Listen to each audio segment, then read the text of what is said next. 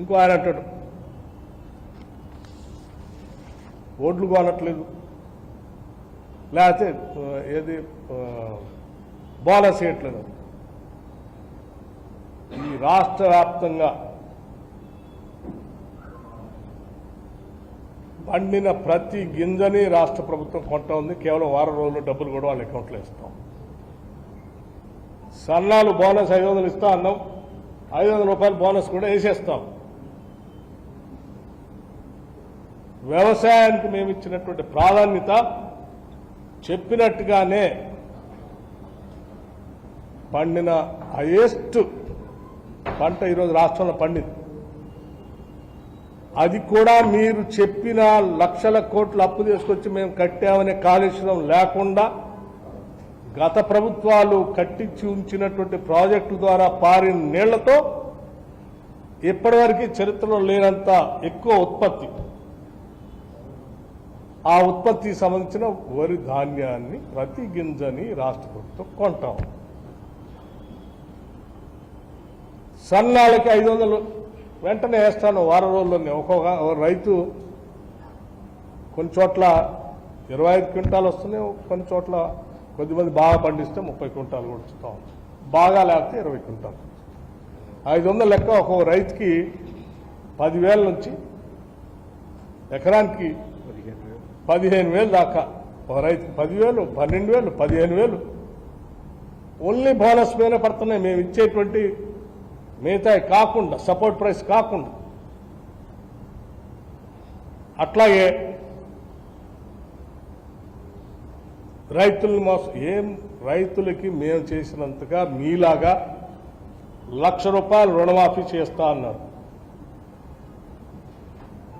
మొదటి 14 నుంచి 18 వరకు 4 ఇన్స్టాల్మెంట్లు ఇచ్చి అసలు అట్లా నుంచి వడ్డీకే సరిపోయింది.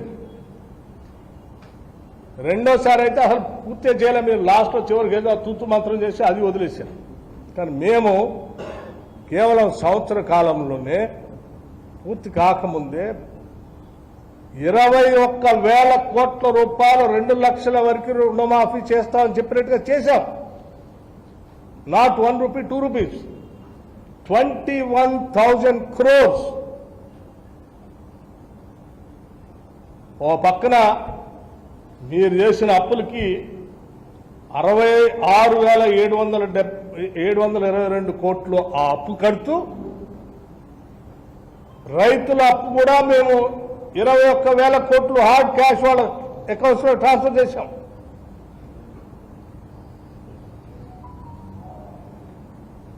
రికార్డ్ టైంలో బహుశా భారతదేశ చరిత్రలో ఏ రాష్ట్రం కూడా ఒక సంవత్సర కాలంలో ఇన్ని వేల కోట్లు, 21,000 కోట్లు ఒక సంవత్సర కాలంలో 2 లక్షల రుణమాఫీ పేరు మీద ట్రాన్స్ఫర్ చేసింది ఎక్కడా లేదు.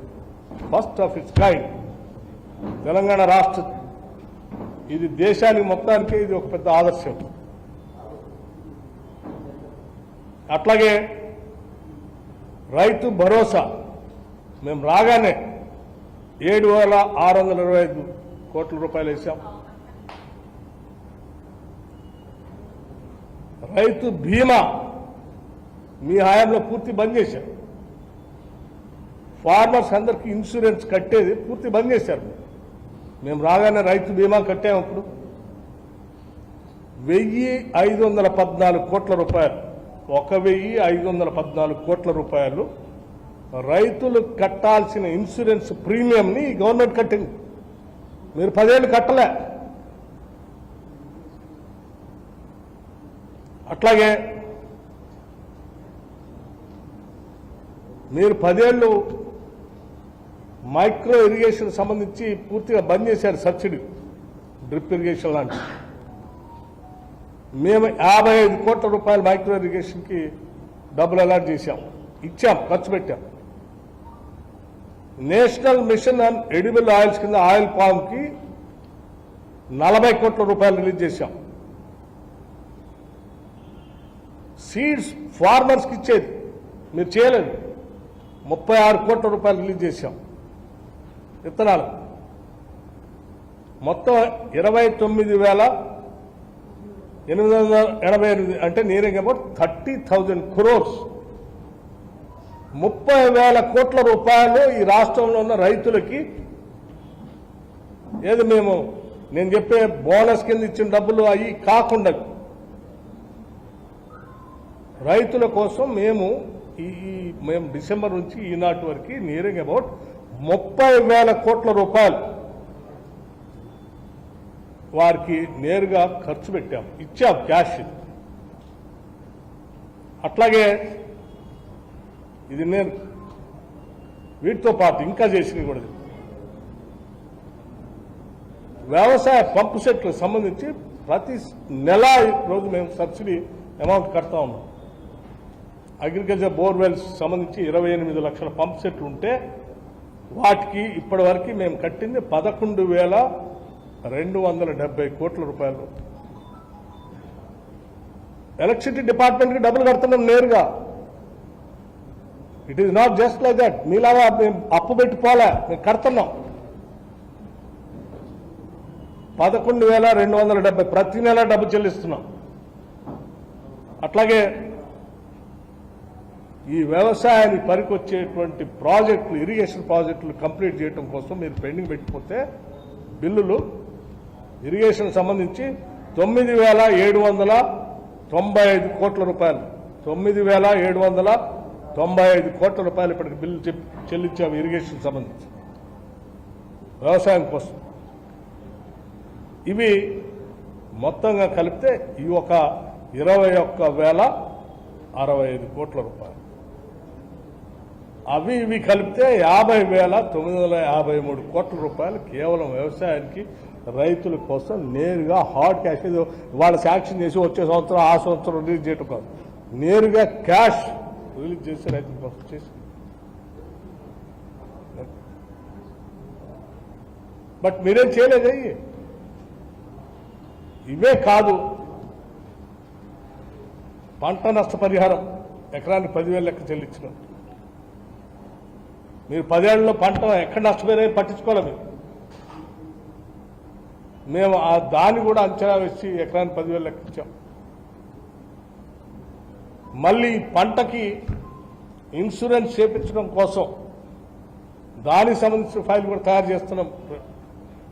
రైతు వేసిన పంటకు ఇన్సూరెన్స్ కట్టడానికి కూడా రైతు కాకుండా ప్రభుత్వమే కట్టేది. This is what the commitment of this government. ఈ రాష్ట్రంలో ఉన్న రైతుల పట్ల, వ్యవసాయం పట్ల ఈ రాష్ట్ర ప్రభుత్వానికి ఉన్నటువంటి నిబద్ధత.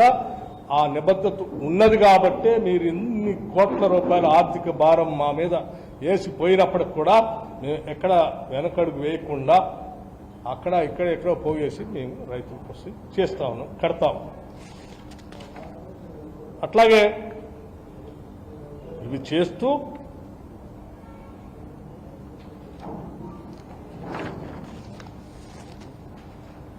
భూమి లేని నిరుపేద ప్రజల గురించి కూడా ఆలోచన చేస్తాం. ల్యాండ్లెస్ పూర్ వాళ్ళకు కూడా ల్యాండ్లెస్ పూర్కి కుటుంబానికి 12,000 రూపాయలు ఇస్తామని చెప్పాం సంవత్సరానికి. ఎందుకంటే మనం అసలు భూమి లేని వాళ్ళకు కూడా చేయాలి. మేము చెప్తా ఉన్నాం, దానికి కూడా మేము వెనకడుగు వేయట్లేదు. ల్యాండ్లెస్ పూర్ ఈ రాష్ట్రంలో ఉన్నటువంటి భూమి లేని నిరుపేద కుటుంబ అందరికీ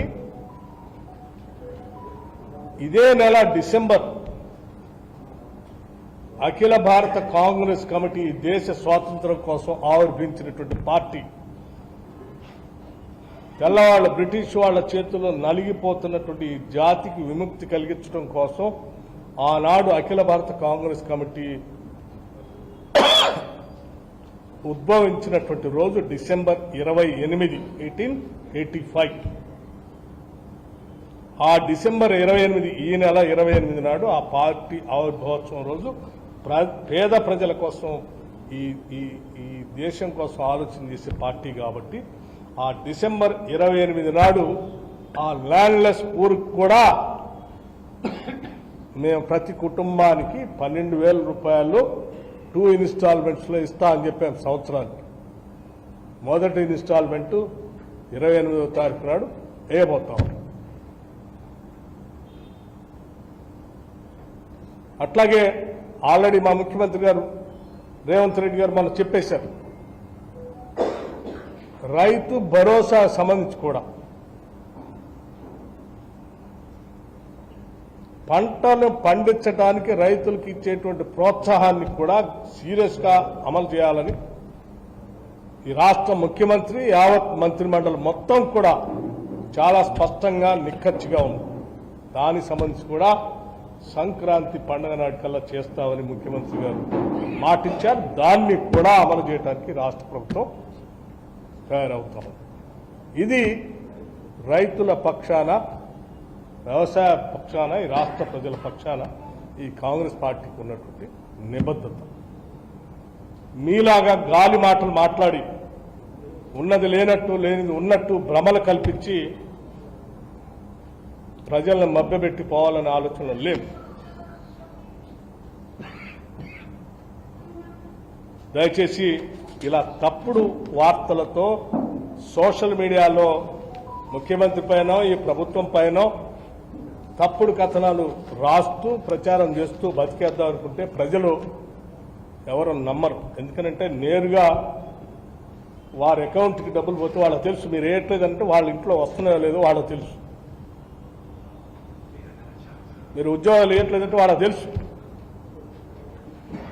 ఎంతమందికి ఉద్యోగాలు ఇచ్చామో, ఉద్యోగాలు పొందినటువంటి నిరుద్యోగ యువతి యువకులు అందరూ తెలుసు. మీరు కాళ్ళలో కట్టబెట్టి పబ్లిక్ సర్వీస్ కమిషన్ జరగకూడదని కేసులు వేసినా, ఆపాలని ప్రయత్నం చేసినా ఆపకుండా 56,000 మంది నిరుద్యోగ యువతి యువకులకి ఇప్పటికే నియామక పత్రాలు ఇచ్చి ముందుకు పోతా ఉంది ప్రభుత్వం. అట్లాగే ఇందిరమ్మ ఇళ్లకు సంబంధించి ఇంకొక 22,500 కోట్ల రూపాయల బడ్జెట్తో